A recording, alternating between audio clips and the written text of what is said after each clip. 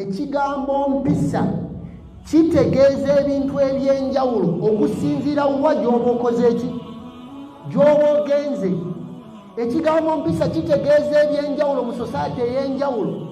Problem gye tufunye mu society yaffe essaawa eno, abavubuka baffe tebamanyi oba either Baganda oba kabira yonna, obeera ng'oli Munubbi oba oli Mulugwala oba oli Munyankole, tebamanyi oba ndi Muganda Munyankole oba Munubbi oba ndi Muzungu, anti Abazungu nabo balina bye batuleetera. Kale ne babeerawo n'amugamba nti olina mbeera ate Muwarabu. Mukitegedde ekintu ekyo ekitugatta n'Abawarabu kubeera nti Baganda baffe mu Busiraamu.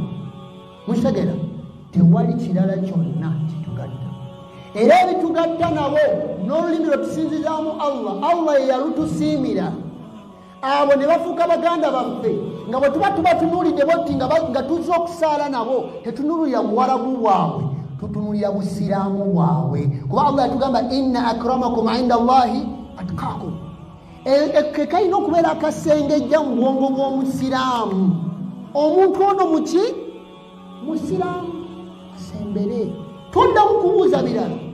Omuntu azze anoonya mulimu, omuntu oyo azze okunoonya mulimu Musiraamu, toddamu kubuuza kiki kirala.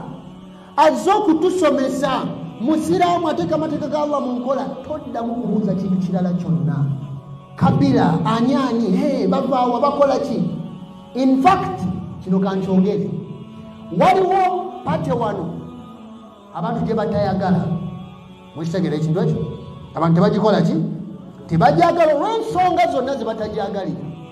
Naye mukimanyi nti waliwo Omusiraamu asobola okwesimbirawo ku kaadi ya pate ne bamuwoola mu society nga ne muziki babulaba ng'ekintu ekyenyinyalwa olw'ensonga nti takkiriza bo mu pate gye bakkiririzaamu.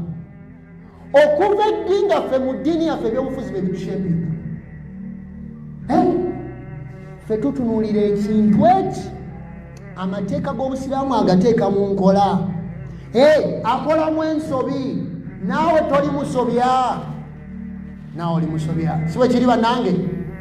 Agamba nti la ilaha illallah Muhammadu Rasulullah, yes. Agamba nti Musiraamu, kitwagala okulaba. Oba yeesimbye ku kaadi ki, bitukola ki?